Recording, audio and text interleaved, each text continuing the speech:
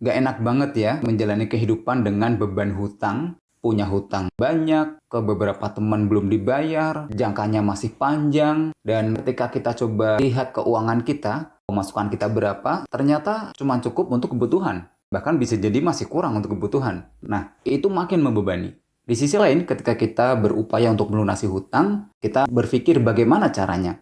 Apakah menambah pekerjaan, tapi nyatanya cari kerja juga tidak gampang. Ataupun gampang cari kerja, tapi nggak gampang cari kerja yang bisa menghasilkan pemasukan yang lumayan untuk membayar hutang.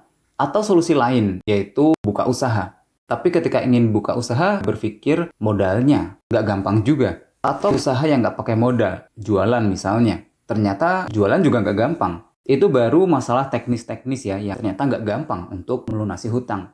Ada sisi lain yang non-teknis juga membuat hutang tidak gampang dilunasi. Misalnya karena pikiran, di mana pikiran sudah terlanjur menganggap bahwa hutang itu sulit dilunasi. Nah, ketika pikirannya memang sudah menganggap sulit, ya jadi sulit.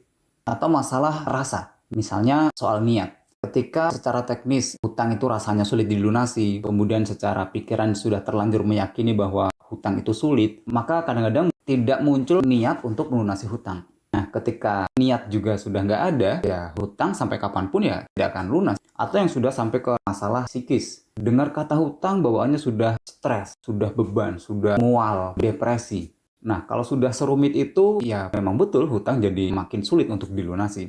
Artinya di sini kita perlu menata ya setahap demi setahap tentang teknis keuangannya harusnya bagaimana. Kemudian dari segi perasaan ternyata juga perlu kita memunculkan niat untuk melunasi hutang. Atau soal psikis tadi, dengar kata hutang yang jadi beban, gimana caranya biar ketika dengar kata hutang ya sudah netral biasa. Itu cukup satu kondisi yang memang perlu dijalani. Nah, banyak hal yang perlu ditata ternyata. Maka dari itu, saya coba hadirkan sebuah bahasan lewat buku ini, yaitu Gaji Pas-Pasan, Bisa Lunas Hutang, dan Tidak Hutang Lagi. Harapannya kita punya gambaran ya, sehingga pikiran kita jadi lebih yakin bahwa hutang bisa dilunasi, niat kita juga jadi lebih kuat untuk melunasi hutang, dan harapannya bukan sekedar hutang lunas, nanti ke depannya bisa meningkatkan kesejahteraan.